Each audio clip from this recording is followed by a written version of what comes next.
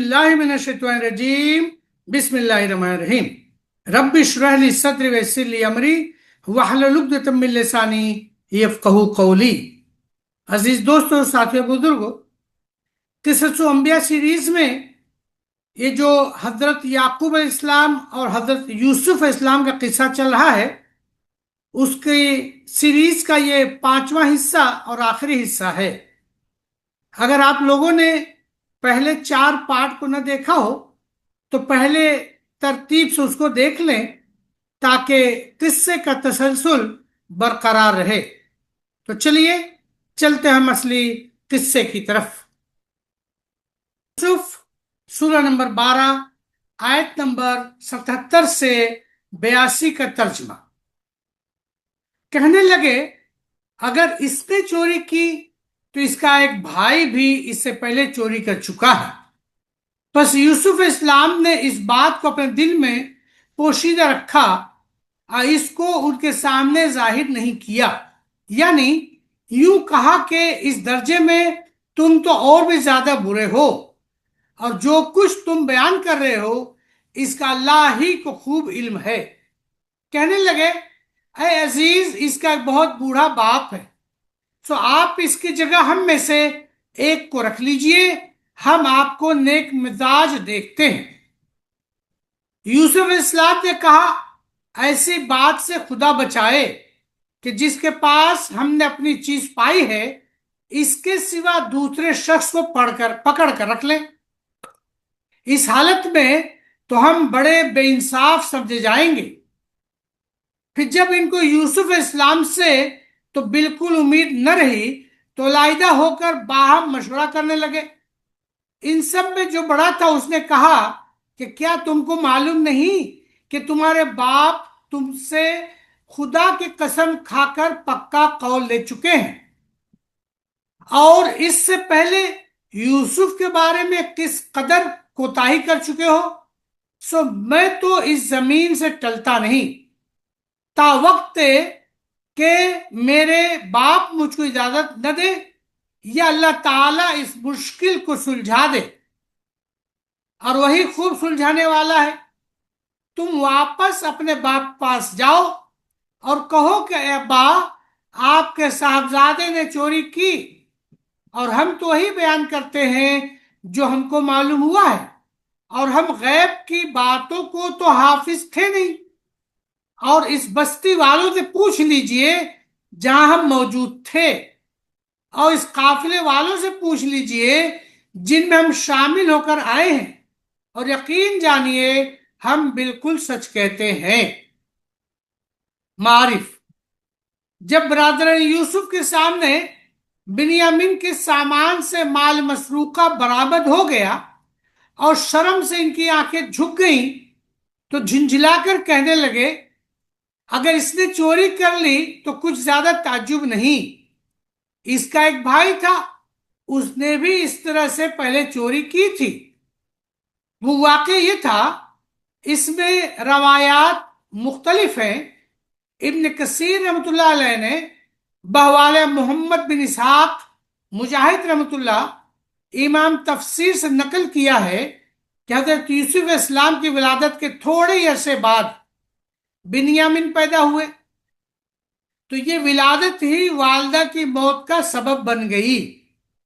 हजरत यूसुफ इस्लाम और बिन्यामीन दोनों भाई बगैर मां के रह गए, तो इनकी तरबियत व हिजानत इनकी फूफी की गोद में हुई, और अल्लाह ताला ने हजरत यूसुफ इस्लाम को बचपन से ही कुछ ऐसी शान अता फरमाई थी कि जो देखता था इनसे बेहद मोहब्बत करने लगता था।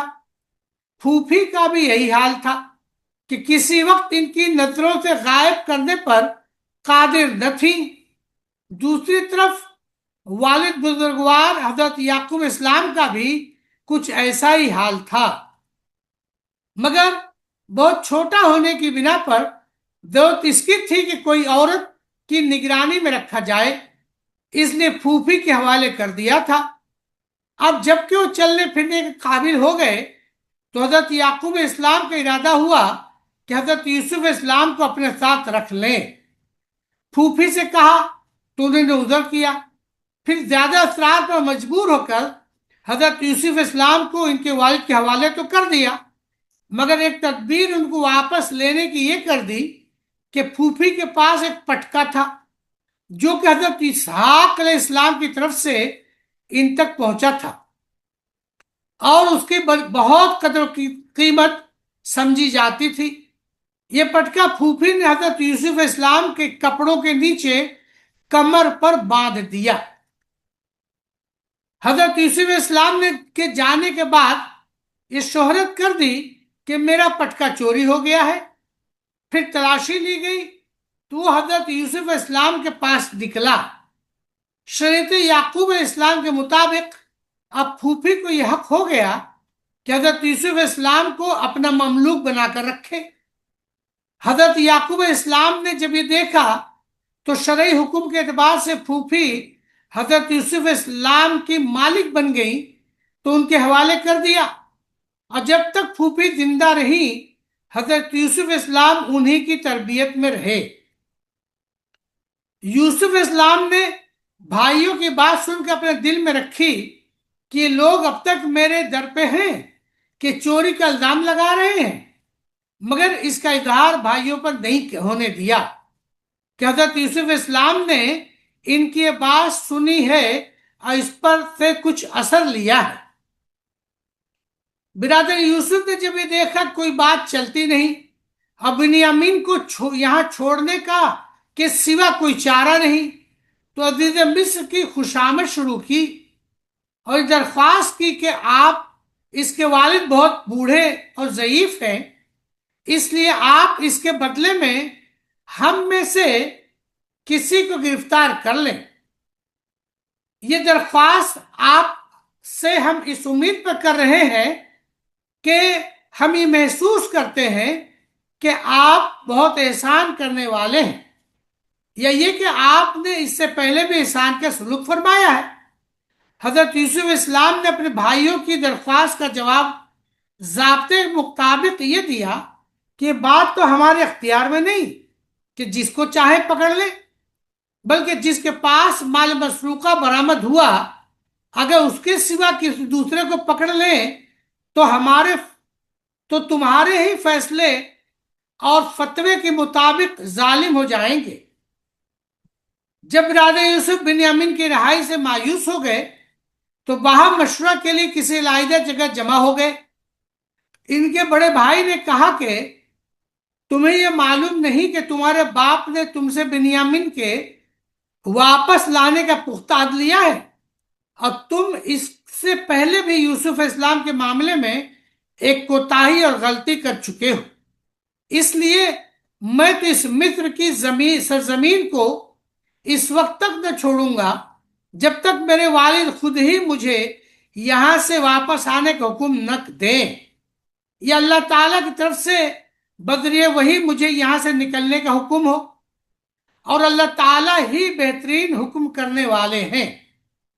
आगे फरमाया कि आप सब लोग अपने वालिद के पास वापस जाएं और उनको बतलाएं कि आपके साहबजादे ने चोरी की, और हम जो कुछ कह रहे हैं वो अपने चश्मदीद हालात हैं कि माल मसरूका इनके सामान में से हमारे सामने बरामद हुआ। हमने जो आपसे अहद किया था कि हम बिन्यामीन को जरूर वापस लाएंगे, यह जाहिरी हालात के एतबार से था।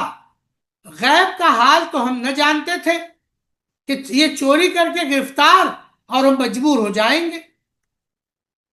चूंकि बिरादरान यूसुफ इससे पहले एक फरेब अपने वालिद को दे चुके थे और ये जानते थे कि हमारे इस बयान से वालिद को हरगिज़ एतबार न होगा और वो हमारी बात पे यकीन न करेंगे, इसलिए मजीद ताकीद के लिए कहा कि आपको हमारे यकीन न आए तो आप इस शहर के लोगों से तहकीक कर लें जिसमें हम थे, यानी शहर मिस्र, और आप इस काफिले वालों से भी तहकीक कर सकते हैं जो हमारे साथ ही मिस्र से कनान आया है, और हम इस बात में बिल्कुल सच्चे हैं। हजरत याकूब इस्लाम के پہلی بیوی سے جو 10 لڑکے تھے ان کے نام کچھ اس طرح سے ہیں: روبین، شمعون، لاوی، یہودا، زبولون، یساکار یا اسی کا نام اشکار بھی آتا ہے، دان، نفتالی، جاد اور عاشر۔ سورہ یوسف سورہ نمبر 12 آیت نمبر 83 سے 87 کا ترجمہ۔ یعقوب اسلام فرمانے لگے، بلکہ تم نے اپنے دل سے ایک بات بنا لی ہے، سو صبر ہی کروں گا جس میں شکایت کا نام نہ ہوگا۔ اللہ سے امید ہے ان سب کو مجھ تک پہنچا دے گا، وہ خوب واقف ہے، بڑی حکمت والا ہے۔ اور اس سے دوسری طرف رخ کر لیا اور کہنے لگے، ہائے یوسف، افسوس! اور غم سے ان کی آنکھیں سفید پڑ گئیں اور وہ گھٹا کرتے تھے۔ بیٹے کہنے لگے، بخدا تم ہمیشہ ہمیشہ یوسف کی یادگاری میں لگے رہو گے، یہاں تک کہ گھل گھل کر جاں بلب ہو جاؤ گے، یا یہ کہ بالکل مر ہی جاؤ۔ یعقوب اسلام نے فرمایا کہ میں تو اپنے رنج و غم کی صرف اللہ سے شکایت کرتا ہوں، اور اللہ کی باتوں کی اتنا میں جانتا ہوں تم نہیں جانتے۔ اے میرے بیٹو، جاؤ اور یوسف اسلام اور ان کے بھائی کی تلاش کرو، اور اللہ تعالیٰ کی رحمت سے نا امید مت ہو۔ بے شک اللہ کی رحمت سے وہی لوگ نا امید ہوتے ہیں جو کافر ہیں۔ معارف: جب تمام بھائیوں نے بنیامین کی مصر میں گرفتاری کا پورا واقعہ حضرت یعقوب اسلام کو سنایا اور یقین دلانا چاہا تو حضرت یعقوب اسلام نے فرمایا، یہ بات جو تم کہہ رہے ہو صحیح نہیں، تم نے خود بات بنائی ہے، مگر میں اب بھی صبر ہی کرتا ہوں، وہی میرے لیے بہتر ہے۔ اور آگے فرمایا، قریب ہے کہ اللہ تعالیٰ ان سب کو مجھ سے ملا دے گا۔ حضرت یعقوب اسلام نے اس دوسرے صدمے کے بعد صاحبزادوں سے اس معاملے میں گفتگو چھوڑ کر اپنے رب کے سامنے فریاد شروع کی اور فرمایا کہ مجھے سخت رنج و غم ہے۔ یوسف پر اور اس رنج و غم میں روتے روتے ان کی آنکھیں سفید ہو گئی، یعنی بینائی جاتی رہی یا بہت ضعیف ہو گئی۔ مقاتل ابن تفسیر نے فرمایا کہ یہ کیفیت حضرت یعقوب اسلام کی 6 سال رہی کہ بینائی تقریباً جاتی رہی تھی، پھر وہ خاموش ہو گئے، کسی سے اپنا دکھ نہ کہتے تھے۔ غم و اندوہ سے ان کا دل بھر گیا اور زبان بند ہو گئی۔ صاحبزادے والد کے اس شدید غم و اندوہ اور صبر جمیل کو دیکھ کر کہنے لگے کہ بخدا آپ تو یوسف کو ہمیشہ یاد ہی کرتے رہیں گے، یہاں تک کہ آپ بیمار پڑ جائیں اور ہلاک ہونے والوں میں داخل ہو جائیں۔ حضرت یعقوب اسلام نے صاحبزادوں کی بات سن کر فرمایا، میں تو اپنی فریاد اور رنج و غم کا اظہار تم سے یا کسی دوسرے سے نہیں کرتا، بلکہ اللہ جل شانہ کی ذات سے کرتا ہوں، اس لیے مجھے میرے حال پر چھوڑ دو۔ اور ساتھ یہ بھی فرما دیا کہ میرا یہ یاد کرنا خالی نہ جائے گا،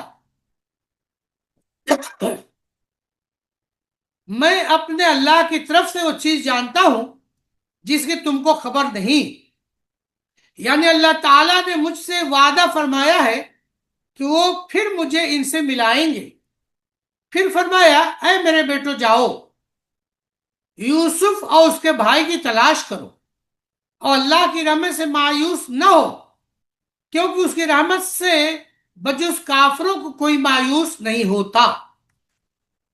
سورہ یوسف سورہ نمبر 12 آیت نمبر 88 سے 92 کا ترجمہ۔ پھر یوسف اسلام کے پاس پہنچے، کہنے لگے، اے عزیز، ہم کو اور ہمارے گھر والوں کو بڑی تکلیف پہنچ رہی ہے، اور ہم کچھ یہ نکمی چیزیں لائے ہیں، سو آپ پورا غلہ دے دیجئے۔ اور ہم کو خیرات دے دیجئے، بے شک اللہ تعالیٰ خیرات دینے والوں کو جزا دیتا ہے۔ یوسف اسلام نے فرمایا وہ بھی تم کو یاد ہے جو کچھ تم نے یوسف اور اس کے بھائی کے ساتھ کیا تھا جبکہ تمہاری جہالت کا زمانہ تھا؟ کہنے لگے کیا تم سچ مچ ہی یوسف ہو؟ انہوں نے فرمایا میں یوسف ہوں اور یہ میرا بھائی ہے، ہم پر اللہ تعالیٰ نے احسان کیا۔ واقعی جو شخص گناہوں سے بچتا ہے اور صبر کرتا ہے تو اللہ تعالیٰ ایسے نیک کام کرنے والوں کا اجر ضائع نہیں کیا کرتا۔ وہ کہنے لگے کہ بخدا کچھ شک نہیں کہ تم کو اللہ تعالیٰ نے ہم پر فضیلت عطا فرمائی اور بے شک ہم خطاوار تھے۔ یوسف اسلام نے فرمایا کہ نہیں، تم پر آج کوئی الزام نہیں، اللہ تعالیٰ تمہارا قصور معاف کرے اور وہ سب مہربان و زیادہ مہربان ہے۔ معارف: جب والد حضرت یعقوب اسلام نے اپنے صاحبزادوں کو حکم دیا کہ جاؤ یوسف اور اس کے بھائی کو تلاش کرو، تو انہوں نے تیسری مرتبہ مصر کا سفر کیا کیونکہ بنیامین کا وہاں ہونا معلوم تھا، اگرچہ حضرت یوسف اسلام کا وجود مصر میں معلوم نہ تھا، مگر جب کسی کام کا وقت آ جاتا ہے تو انسان کی تدبیریں غیر شعوری طور پر درست ہو چکی ہوتی۔ جب برادر یوسف والد کے حکم کے مطابق مصر پہنچے اور عزیز مصر سے ملے تو خوشامد کی گفتگو شروع کی، اپنی محتاجی اور بے کسی کا اظہار کیا کہ عزیز ہم کو اور ہمارے گھر والوں کو قحط کی وجہ سے سخت تکلیف پہنچ رہی ہے، یہاں تک کہ اب ہمارے پاس غلہ خریدنے کے لیے بھی کوئی مناسب قیمت موجود نہیں، ہم مجبور ہو کر کچھ نکمی چیزیں غلہ خریدنے کے لیے لائے ہیں، آپ اپنے کریمانہ اخلاق سے انہیں نکمی چیزوں قبول کر لیں اور ان کے بدلے میں غلہ پورا اتنا ہی دے دیں جتنا اچھی قیمتوں کے بالمقابل دیا جاتا ہے۔ یہ ظاہر ہے کہ ہمارا کوئی استحقاق نہیں، آپ ہم کو خیرات سمجھ کر دے دیجئے، بے شک اللہ تعالیٰ خیرات دینے والوں کو جزائے خیر دیتا ہے۔ حضرت یوسف اسلام نے جب بھائیوں کی یہ مسکنت آمیز الفاظ سنے اور شکستہ حالت دیکھی تو طبعی طور پر ان حقیقت حال ظاہر کر دینے پر مجبور ہو رہے تھے، اور واقعات کی رفتار کا انداز یہ ہے کہ حضرت یوسف اسلام پر جو اظہار حال کی پابندی من جانب اللہ تھی، اب اس کے خاتمے کا وقت بھی آ چکا تھا، اور تفسیر قرطبی و مظہری میں بروایت ابن عباس رضی اللہ عنہ نقل کیا ہے کہ اس موقع پر حضرت یعقوب اسلام نے عزیز مصر کے نام میں خط لکھ کر دیا تھا جس کا مضمون یہ تھا: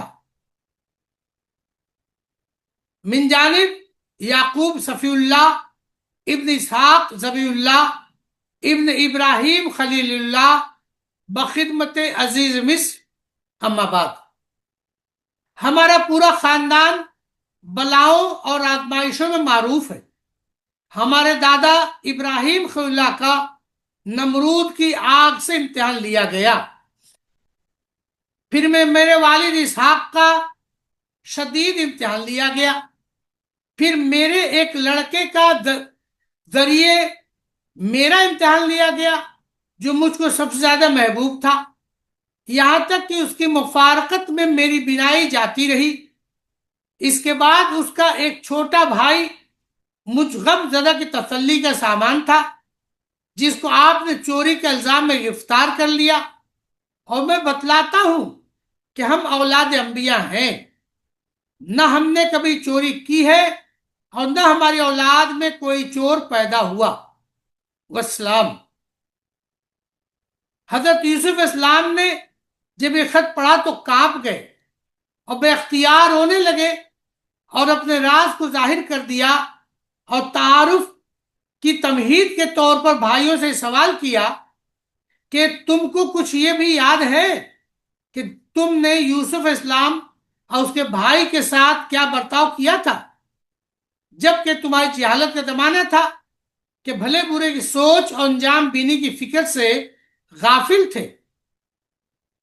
برادران یوسف نے جب یہ سوال سنا تو چکرا گئے کہ عزیز مصر کو یوسف کے قصے سے کیا واسطہ۔ پھر ادھر بھی دھیان گیا کہ یوسف نے جو بچپن میں خواب دیکھا تھا اس کی تعبیر یہی تھی کہ ان کو کوئی بلند مرتبہ حاصل ہوگا، ہم سب کو ان کے سامنے جھکنا پڑے گا، کہیں یہ عزیز مصر خود یوسف ہی نہ ہو۔ پھر جب اور غور و تامل کیا تو کچھ علامات سے پہچان لیا اور مزید تحقیق کے لیے ان سے کہا، کیا سچ مچ تم ہی یوسف ہو؟ تو حضرت یوسف اسلام نے فرمایا کہ ہاں، میں ہی یوسف ہوں اور یہ بنیامین میرا حقیقی بھائی ہے۔ پھر فرمایا، اللہ تعالی نے ہم پر احسان و کرم فرمایا کہ اول ہم دونوں کو صبر و تقوی کی دو صفتیں عطا فرمائی جو کلیدی کامیابی اور ہر مصیبت سے امان ہیں۔ پھر ہماری تکلیف کو راحت سے، افتراق کو اجتماع سے، مال و جاه کی قلت اور ان سب کی کثرت سے تبدیل فرما دیا۔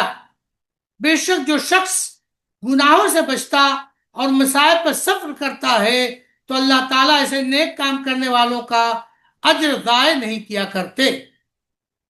برادران یوسف کے پاس بجز جرم و خطا کے اعتراف اور حضرت یوسف اسلام کے فضل و کمال کے اقرار کے چارہ نہ تھا۔ سب نے ایک زبان ہو کر کہا، بخدا اللہ تعالیٰ نے آپ کو ہم سب پر فضیلت اور برتری عطا فرمائی اور آپ اسی کے مستحق ہیں، اور ہم نے جو کچھ کیا بے شک ہم اس میں خطاوار تھے، للہ معاف کر دیجئے۔ حضرت یوسف اسلام نے جواب میں اپنی پیغمبرانہ شان کے مطابق فرمایا، میں تم سے تمہارے مظالم کے انتقام تو کیا لیتا، آج تم پر کوئی ملامت بھی نہیں کرتا۔ یہ تو اپنی طرف سے معافی کی خوشخبری سنا دی۔ پھر اللہ تعالیٰ سے دعا کی، اللہ تعالیٰ تمہاری خطاؤں کو معاف فرمائے، وہ سب مہربان اور زیادہ مہربان ہیں۔ سورہ یوسف سورہ نمبر 12 آیت نمبر 93 سے 100 کا ترجمہ۔ اب تم میرا کرتا لیتے جاؤ اور اس کو میرے باپ کے چہرے پہ ڈال دو، ان کی آنکھیں روشن ہو جائیں گی، اور اپنے گھر والوں کو سب کو میرے پاس لے آؤ۔ اور جب قافلہ چلا تو ان کے باپ نے کہنا شروع کیا کہ اگر تم مجھ کو بڑھاپے میں بہکی باتیں کرنے والا نہ سمجھو تو ایک بات کہوں کہ مجھ کو یوسف کی خوشبو آ رہی ہے۔ وہ کہنے لگے کہ بخدا آپ تو اپنے اسی پرانے غلط خیال میں مبتلا ہیں۔ بس جب خوشخبری لانے والا آ پہنچا تو اس نے وہ کرتا ان کے منہ پر لا کر ڈال دیا، بس فوراً ہی ان کی آنکھیں کھل گئیں۔ آپ نے فرمایا، کیوں نہیں میں نہ تم سے کہا کرتا تھا کہ اللہ کی باتوں کو جتنا میں جانتا ہوں تم نہیں جانتے۔ سب بیٹوں نے کہا کہ اے ہمارے باپ، ہمارے لیے ہمارے گناہوں کی دعا مغفرت کیجئے، ہم بے شک خطاوار تھے۔ یعقوب علیہ السلام نے فرمایا، ان قریب تمہارے لیے اپنے رب سے دعائے مغفرت کروں گا، بے شک وہ غفور الرحیم ہے۔ پھر جب سب کے سب یوسف اسلام پر پہنچے تو انہوں نے اپنے والدین کو اپنے پاس جگہ دی اور کہا، سب مصر میں چلیے، انشاءاللہ تعالی امن و چین سے رہیے، اور اپنے والد کو تخت پر اونچا بٹھایا، اور سب کے سب ان کے سامنے سجدے میں گر گئے، اور وہ کہنے لگے کہ اے ابا، یہ ہے میرے خواب کی تعبیر جو پہلے زمانے میں دیکھا تھا، میرے رب نے اس کو سچا کر دیا اور میرے ساتھ اس وقت احسان فرمایا جس وقت مجھ کو قید سے نکالا، اور بعد اس کے شیطان نے میرے اور میرے بھائیوں کے درمیان میں فساد ڈلوا دیا تھا، تم سب کو باہر سے لے آیا، بلا شبہ میرا رب جو چاہتا اس کی تدبیر لطیف کر دیتا ہے، بلا شبہ بڑا علم اور حکمت والا ہے۔ اب تمام باتیں بھائیوں پر ظاہر کر دینے کے بعد حضرت یوسف اسلام کو اپنے والد سے ملاقات کی فکر ہوئی۔ حالات کے لحاظ سے مناسب سمجھا کہ والد صاحب ہی میں خاندان کے یہاں تشریف لائے، مگر معلوم ہو چکا تھا کہ ان کی بینائی اور مفارقت میں جاتی رہی ہے، اس لیے سب سے پہلے اس کی فکر ہوئی اور بھائیوں سے کہا، تم میرا یہ کرتا لے جاؤ اور میرے والد کے چہرے پہ ڈال دو تو ان کی بینائی اود کر آئے گی۔ یہ ظاہر ہے کہ کسی کرتے کا چہرے پہ ڈال دینا بینائی کے اود کر آنے کا کوئی مادہ سبب نہیں ہو سکتا، بلکہ یہ ایک معجزہ تھا۔ حضرت یوسف اسلام کا کہ ان کو باعث خداوندی معلوم ہو گیا کہ جب ان کا کرتا والد کے چہرے پہ ڈالا جائے گا تو اللہ تعالیٰ ان کی بینائی بحال فرما دیں گے۔ فرمایا، تم سب بھائی اپنے سب اہل و عیال کو میرے پاس مصر لے آؤ۔ جب قافلہ شہر سے باہر نکلا ہی تھا تو حضرت یعقوب علیہ السلام نے اپنے پاس والوں سے کہا کہ اگر تم مجھے بڑھاپے میں بہکی ہوئی باتیں کرنے والا نہ سمجھو تو ایک بات کہوں کہ مجھے یوسف کی خوشبو آ رہی۔ شہر کنعان سے مصر تک تقریباً 250 میل کا فاصلہ تھا۔ ابن عباس رضی اللہ عنہ کی روایت کے مطابق 8 دن کی مسافت کا راستہ تھا۔